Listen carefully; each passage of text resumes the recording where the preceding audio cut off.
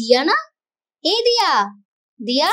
আরে প্রত্যুষা যে, কেমন আছিস? আমি তো ভালো আছি, কিন্তু তুই এরকম মোটা হয়ে গেছিস কেন? প্রথমে তো তোকে চিনতেই পারিনি। বাইরের খাবার খুব খাচ্ছিস তাই না? আরে না রে, আমি আর আগের মতো বাইরে খাবার খাই না। আর আমাদের ওখানে যে যোগা ক্লাসটা আছে, ওখানে 1 মাস হলো জয়েন করেছি, কিন্তু কিছুতেই রোগা হতে পারছি না। আরে এতে এত মন খারাপের কি হলো? তুই যদি ভাবিস তুই রোগা হবি, তাহলে তুই একজন ভালো ডায়েটিশিয়ানকে কনসাল্ট কর। সব করেছি, তুই তো রোগা, তুই বুঝবি না আমার কষ্টটা। আচ্ছা শোন, দেখ, তুই যদি রোগা থাকিস বা তুই যদি মোটা হোস, তাতে কি আসে যায়? তুই তো আর পাল্টে যাবি না। দেখ, যখন আমরা ছোট ছিলাম, আমাদের যখন বন্ধুত্ব হলো, আমরা একসাথে ছোট থেকে বড় হলাম, আমাদের মধ্যে কত চেঞ্জেস আসলো, কত পরিবর্তন হলো। দৈহিক পরিবর্তন হলো, কণ্ঠস্বরের পরিবর্তন হলো। কিন্তু তুই আমাকে প্রত্যুষা বলেই জানিস, আর আমি তোকে দিয়া বলেই জানি। আমাদের সত্তার কি কোনো পরিবর্তন হলো না? তো তাহলে তুই এত ভাবনা চিন্তা করছিস কেন? আমার না মনে হয় তুই ঠিকই বলেছিস, বুঝলি, আমাকেও একটু এরকম ভাবতে হবে। হ্যাঁ চল, এখন এই ভাবনা চিন্তা ছেড়ে, সন্ধ্যা হয়ে এলো, চল বাড়ি চল। ঠিক আছে চল। সত্যিই তো, চেহারার পরিবর্তনের সঙ্গে সঙ্গে মানুষের সত্তার সত্যি কি কোনো পরিবর্তন হয়? হয় না তো, সেটা অপরিবর্তনশীলই থাকে। ঠিক এরকমই একটি অপরিবর্তনশীল সত্তা অর্থাৎ দ্রব্য নিয়ে আজ আমরা আলোচনা করব। এই প্রসঙ্গে তোমাদের একটি ইম্পর্টেন্ট ইনফরমেশন জানিয়ে রাখি। এই দ্রব্যের আলোচনা থেকেই পদার্থবিদ্যার সূচনা হয়েছে। আর এই দ্রব্য শব্দটির আভিধানিক অর্থ হল পদার্থ বা বস্তুসমূহ। এখন চলো দেখে নিই এই দ্রব্য শব্দটির উৎপত্তি হলো কোথা থেকে। দ্রব্য শব্দটি এসেছে সংস্কৃত দ্রু ধাতু থেকে।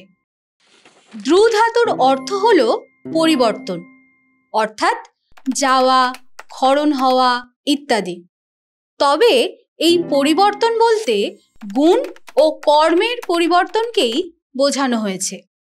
তাই দ্রব্যের সংজ্ঞা হিসেবে বলতে পারি, দ্রব্য হলো পরিবর্তনশীল গুণ ও কর্মের এক অপরিবর্তনশীল আধারস্বরূপ। আবার দ্রব্য শব্দটির ইংরেজি প্রতিশব্দ হলো সাবস্টেন্স। এই শব্দটি ল্যাটিন শব্দ সাবস্টেন্সিয়া থেকে এসেছে। সাবস্টেন্সিয়া শব্দটি এসেছে গ্রিক শব্দ হাইপোস্টেসিস থেকে। এবার সাবস্টেন্স শব্দটিকে ভালো করে দেখো। এটি আসলে দুটি শব্দের সমন্বয়। একটি হলো সাব এবং অপরটি হলো স্টেন্স। সাব কথার অর্থ হলো নিম্নে এবং স্টেন্স কথার অর্থ হলো দণ্ডায়মান। তাহলে সাবস্টেন্স কথাটির ব্যুৎপত্তিগত অর্থ হলো নিম্নে দণ্ডায়মান। মনে প্রশ্ন আসছে তো যে কার নিচে দণ্ডায়মান?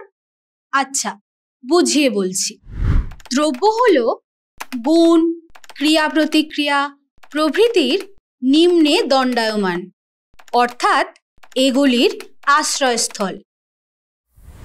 ঠিক যেমনভাবে নদীর উপরে ব্রিজ বানানোর সময় ব্রিজের ভিতটি নিম্নে অন্তরালে থেকে ব্রিজকে শক্তভাবে দাঁড় করিয়ে রাখে, তেমনভাবেই দ্রব্য বা সাবস্টেন্স গুণ ও ক্রিয়ার নিম্নে দণ্ডায়মান, তাদের আশ্রয়। এখন প্রশ্ন হতে পারে যে গুণ ও ক্রিয়া কিভাবে দ্রব্যকে আশ্রয় করে থাকে।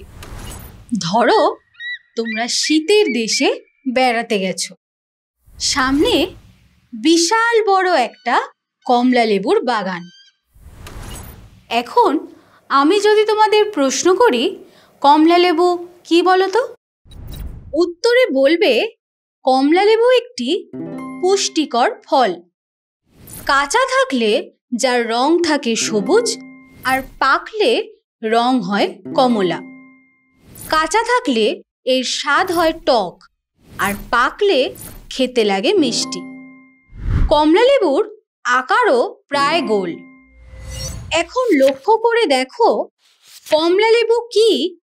এই প্রশ্নের উত্তরে যা যা বলা হলো সেগুলি কমলা লেবুর এক একটি গুণ। এবার আমি যদি বলি যে এই গুণগুলি কমলালেবু, তাহলে তোমরা কি তা মানবে? আসলে কমলালেবুর কমলা রং বা সবুজ রং, এর টক বা মিষ্টি স্বাদ, গোল আকার ইত্যাদি গুণগুলি কমলালেবুকে আশ্রয় করে আছে। তাই কমলালেবু হলো দ্রব্য যা এই সকল গুণের আধার বা আশ্রয়স্থল। তাহলে আমরা দেখলাম যে কোনো দ্রব্যের রূপ, রস, গন্ধ ইত্যাদি গুণগুলি পরিবর্তনশীল হলেও সেই গুণগুলির আশ্রয় যে দ্রব্য তার কোনো পরিবর্তন হয় না। তাই আমরা বলতে পারি গুণ দ্রব্যের অবিচ্ছেদ্য অংশ। ঠিক যেমন ক্লাসের শুরুতেই দেখলে দিয়া ও প্রত্যুষার বাহ্যিক নানা পরিবর্তন ঘটলেও তাদের সত্তার কোনো পরিবর্তন হয়নি।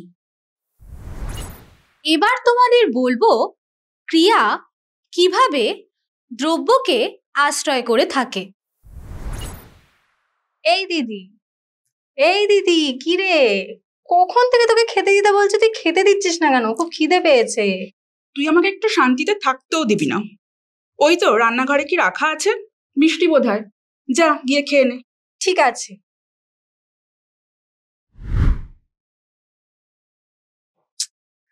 কোথায় রেখেছে বাবা, খুঁজেই তো পাচ্ছি না। খিদেতে পেটটা জ্বলে যাচ্ছে আর এখানে খাবারটাই খুঁজে পাচ্ছি না।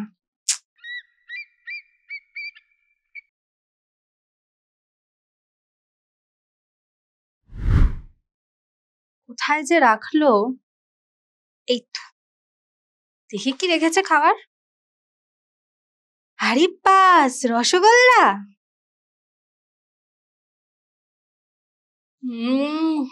কি ভালো খেতে। বাবা কখন থেকে খিদে পেয়েছে, খেয়ে একটু শান্তি হলো। এই যে তোমরা দেখলে খিদে পেয়েছে বলে মেয়েটি রান্নাঘরে গিয়ে রসগোল্লা নিয়ে খেলো, এটা তার একটি ক্রিয়া।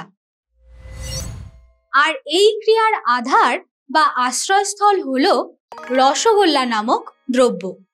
কারণ রসগোল্লা নামক দ্রব্যকে কেন্দ্র করেই মেয়েটির রান্নাঘরে যাওয়া ক্রিয়াটি সম্পন্ন হয়েছে। সুতরাং আমরা দেখলাম যে গুণের সঙ্গে সঙ্গে ক্রিয়ারও আশ্রয়স্থল হলো দ্রব্য। এতক্ষণ আমরা যে কমলালেবু, রসগোল্লা ইত্যাদির কথা জেনেছি সেগুলো হলো জড়দ্রব্য বা ভৌত দ্রব্য। কিন্তু জড়দ্রব্য ছাড়াও আর এক ধরনের দ্রব্য আছে যাকে আমরা অধ্যাত্ম দ্রব্য বলি। সেটি হলো আত্মা বা মন। এই হলো দ্রব্যের দুটি প্রকার। আমরা কখনো কখনো যে সুখ বা দুঃখ অনুভব করি, কোনো কিছুর ইচ্ছা প্রকাশ করি বা কোনো কিছু সম্বন্ধে চিন্তা করি, এই সকল ক্রিয়ার জন্য আত্মা বা মন নামক দ্রব্য স্বীকার করতে হয়। আত্মা বা মনই হলো সেই আধার যার দ্বারা এই রূপ ক্রিয়াগুলির ব্যাখ্যা দেওয়া সম্ভব। এই সকল আলোচনার পরিপ্রেক্ষিতে আমরা দ্রব্যের একটি সংজ্ঞা পাই। দ্রব্য হলো বস্তুর এমন এক মূল সত্তা যা শত বাহ্য পরিবর্তনের মধ্যেও অপরিবর্তিত থাকে, যা সব কিছুর ক্রিয়া, শক্তি ও প্রচেষ্টার উৎস এবং যা গুণের মাধ্যমে নিজেকে প্রকাশ করে। দ্রব্যের এই সংজ্ঞাকে বিশ্লেষণ করলে এর কিছু বৈশিষ্ট্য আমরা পাই, সেগুলি এবার দেখে নেব। দ্রব্য হলো গুণের আধার। এটি অপরিবর্তনীয় সত্তা। দ্রব্য ক্রিয়াশীলতার উৎস। তবে সাধারণ দৃষ্টিভঙ্গিতে দ্রব্যের ব্যাখ্যার কিছু অসঙ্গতি লক্ষ্য করা যায়। কারণ দ্রব্যকে ঠিক কিভাবে জানা যায়? দ্রব্য এক না বহু? দ্রব্যের সঙ্গে গুণের সম্বন্ধ কি? ইত্যাদি নানা প্রশ্নের সদুত্তর সাধারণ মানুষ দিতে পারে না। এই সকল প্রশ্নের উত্তর নিয়ে দার্শনিকরা যে মত পোষণ করেন তা আমরা পরবর্তীতে আলোচনা করব।